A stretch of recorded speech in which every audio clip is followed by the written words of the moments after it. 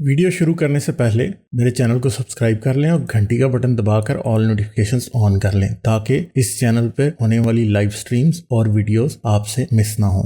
मेरे काम और मुझे सपोर्ट करने का बेहतरीन तरीका पेट्रियन है। आप पेट्रियन पर चैनल के मेंबर बन सकते हैं। पेट्रियन का लिंक इस वीडियो की डिस्क्रिप्शन में मौजूद है।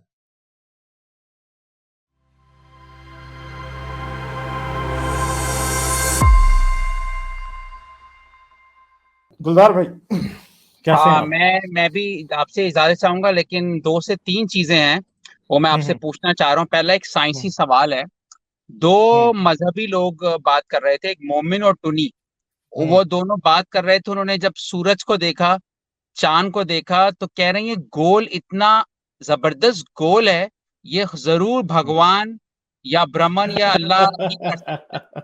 ये हाँ, दोनों मजहबी लोग जो थे वो कह रहे थे यार देखो, ये गोल गोल चीजें इंटेंशनली बन सकती हैं। तो वहां पे एक एथियस्ट बैठा हुआ था, वो चुपके से गया, उसने पूरी किताब पढ़ी, गोल क्यों होता है, उसको पता चल गया कि गोल क्यों होता है। तो जो मजहबी लोगों की रिसर्च कम होती है उसमें, जो तीसरा एथियस्ट था वो मैं था। अब उसमें आप ना ऐड कीजिएगा, मैंने ये पढ़ा गोल इसलिए होता है, इनकी डेंसिटी बहुत ज्यादा होती है, इनका साइज ज्यादा होता है, तो चारों सब तरफ से ग्रेविटेशनल फोर्स ना उसको गोल कर देती है। उसकी एग्जाम्पल इस तरह से देखी मैंने, जब कोफ्ता बनाते हैं जब आप, तो कोफ्ते को हर तरफ से जब आप पुश करते हैं तो गोल हो जाता है। तो ये साइज की वजह से है। जो एस्टेरॉइड होते थे वो उनका गोल नहीं होते थे क्योंकि उनकी डेंसिटी कम होती है। तो larger the density more gravitational force affecting everywhere, that's why it's गोल। तो साइंस सवाल के जवाब देती है, ढूंढने की कोशिश है, अथर्ववेद और कुरान छोड़ो। अब इसमें आप ऐड करना चाहेंगे?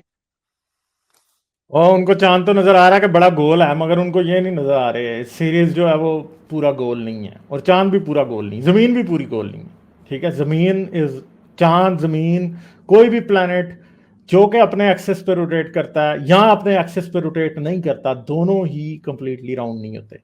जमीन जो है एक फ्लैटेंड स्फेयर है। फ्लैटेंड स्फेयर का मतलब क्या होता है कि इक्वेटर पे इसका जो रेडियस डायमीटर है वो ज्यादा है, पोल्स के ऊपर इसका डायमीटर थोड़ा कम है। क्यों? क्योंकि जो सेंट्रीफ्यूगल फोर्स है घूमने की वजह से जमीन की, इक्वेटर के ऊपर सेंट्रीफ्यूगल फोर्स सबसे ज्यादा है। ठीक है, सबसे ज्यादा बाहर की तरफ फोर्स लग रही है, उसकी वजह से इक्वेटर पर जमीन का डायमीटर ज्यादा है। और ये कितना फर्क है, एक मिनट, मैं अब आपको ये भी बता दूं, एक सेकंड। ये किलोमीटर का फर्क है जी, किलोमीटर का। ठीक है, ये देखें, जियो जियोआइडल बल्ज जो कि सेंट्रीफ्यूगल रोटेशन की वजह से इक्वेटर पर ज्यादा है, और यहां पे आप देखें पोल्स के दरमियान जो डिस्टेंस है वो कितना है, 12,714 किलोमीटर। इक्वेटर के ऊपर कितना है, 12,756 किलोमीटर। क्यों? क्योंकि जब रोटेशन जो सबसे तेज हो रही है जमीन की कहीं किसी भी जगह पे, वो किस जगह हो रही है, वो हो रही है इस जगह पे। मतलब अगर इस पॉइंट की वेलोसिटी देखी जाए तो इस पॉइंट से बहुत ज्यादा होगी। क्यों? क्योंकि ये पॉइंट तो 24 घंटों में बहुत थोड़ा सा डिस्टेंस जमीन के एक्सेस के गिर्द घूम रहा है, मगर ये जो है ये बहुत ज्यादा डिस्टेंस जमीन के एक्सेस के गिर्द घूम रहा है। यहाँ पे फिर सैटर्न जो फोर्स है वो ज्यादा होती है, इस वजह से इक्वेटर के ऊपर आपका डिस्टेंस जो दोनों साइड के दरमियान है वो ज्यादा है एज कंपेयर टू ये। तो कितना किलोमीटर का फर्क है, 756, 714। यहाँ पे तकरीबन तकरीबन 42 किलोमीटर, 42 किलोमीटर का फर्क है जमीन के डायमीटर में। 42 किलोमीटर कितने होते हैं, आप खुद बताएं मुझे, हैं कितने कितने ज्यादा होते हैं? तो हाँ, और सोलर सिस्टम की सारी बॉडीज जो है वो राउंड नहीं है। किसने कहा सारी बॉडीज राउंड है? आपका चांद भी राउंड नहीं है, चांद ग्रेविटेशनली लॉक्ड है। चांद की शेप कुछ इस तरह की है कि जिस तरफ जमीन है उस तरफ वो थोड़ा सा ज्यादा बाहर की तरफ निकला हुआ है। और हमारे जो समंदर है ना, वो भी, उसकी भी शेप चांद के साथ और सूरज के साथ साथ बदलती है। लो टाइड हाई टाइड क्या होती है, समंदर ऊपर चढ़ जाता है, ग्रेविटी उठा लेती है समंदर को, चांद की ग्रेविटी उठा लेती है, सूरज की ग्रेविटी उठा लेती है।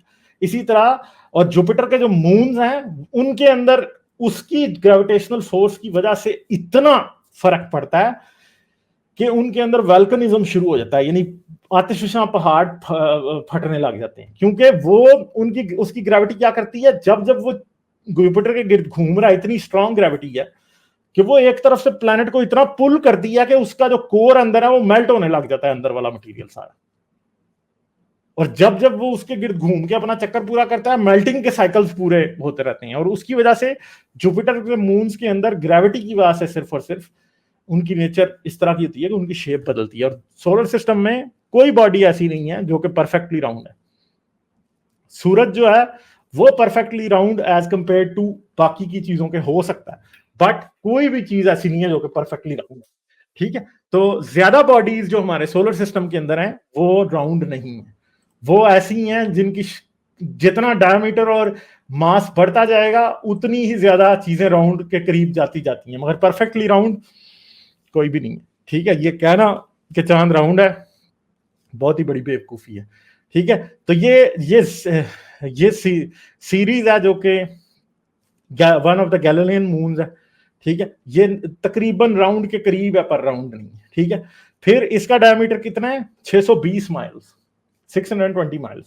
620 माइल्स अच्छा खासा बड़ा डायमीटर है। फिर 326 माइल्स का हमारे पास तकरीबन ये 1000 किलोमीटर है, ये तकरीबन 525 किलोमीटर है, जो कि परफेक्टली राउंड नहीं है। एक तो अगर इस रॉक की डेंसिटी ज्यादा होती, इसकी ग्रेविटी ज्यादा होती, तो इसने राउंड हो जाना था। जो कॉस्मोस के अंदर, यूनिवर्स के अंदर सबसे ज्यादा राउंड चीज क्या है? That would be a black hole. ठीक है, सबसे ज्यादा राउंड होंगे, क्योंकि उनकी ग्रेविटी इतनी स्ट्रांग है कि कोई भी चीज उनको उनकी सरफेस को अफेक्ट नहीं कर सकती। एक ब्लैक होल शायद दूसरे की सरफेस को कर सकता है इफेक्ट, और जब वो एक दूसरे की सरफेस को अफेक्ट करने शुरू होते हैं उसी टाइम वो दोनों जुड़ जाते हैं, खत्म हो जाती है बात, बड़ा नया ब्लैक होल बन जाता है। ये बात है। ठीक है जी सर। जी सर, अच्छा करके मैं वो करता हूँ अपनी कॉल। वो देखें, ये जो कहा जाता है ना, सबसे बेस्ट आंसर है जब भी कोई मजहबी लोग अपनी साइंस बताएं ना, कि कुरान में ये साइंस है, हदीसों में ये साइंस है, भगवत गीता अथर्ववेदा में ये साइंस है। इसका बेस्ट आंसर ये कि उनसे टूल्स पूछा जाए कि अगर सूरज का फासला जमीन से आया था आपकी वेदों में या कुरान में, तो वो कौन से टूल्स इस्तेमाल किए थे। टूल्स तो कोई टूल्स की बात ही नहीं करता यार। 4-4 हजार पेज की किताबें होती हैं, मजहबी स्क्रिप्चर्स होते हैं शायरी में, आप उनसे कोई भी अपनी मर्जी का मतलब निकाल सकते हो। बहुत आसान है मतलब निकालना। इवन आप ये जो मिर्जा गालिब है या जॉन है, शेक्सपियर है, उससे भी आप निकाल सकते हो अपनी साइंस। इनसे पूछो टूल्स के, जैसे आपको पता है जेम्स वेब है, या फिर जो उससे पहले टेलीस्कोप बनती हैं, करोड़ों डॉलर बनते लगते हैं किसी चीज की रिसर्च स्टार्ट करने में। सही है, करोड़ों डॉलर किस लिए लगते हैं? उस चीज तक पहुंचने के लिए। तो आपके जो ऋषि मुनि होंगे या पैगंबर होंगे या साइंटिस्ट होंगे या अल्लाह होंगे, उन्होंने टूल्स लैब में कौन से इस्तेमाल किए थे? बेस्ट मैंने यही सोची है। क्या कहते हैं आप? फिर मैं एक बात करके निकलता हूँ। बिल्कुल सर, ऐसा ही है। और जो चीजें हैं कि टूल्स तो उनके पास कोई भी नहीं है। ठीक है, टूल्स कुछ भी नहीं है किसी के पास। जाने से पहले मेरे चैनल को सब्सक्राइब कर लें और घंटी का बटन दबाकर ऑल नोटिफिकेशंस ऑन कर लें, ताकि इस चैनल पे होने वाली लाइव स्ट्रीम्स और वीडियोस आपसे मिस ना हो। मेरे काम और मुझे सपोर्ट करने का बेहतरीन तरीका पेट्रियन है। आप पेट्रियन पर चैनल के मेंबर बन सकते हैं। पेट्रियन का लिंक इस वीडियो की डिस्क्रिप्शन में मौजूद है।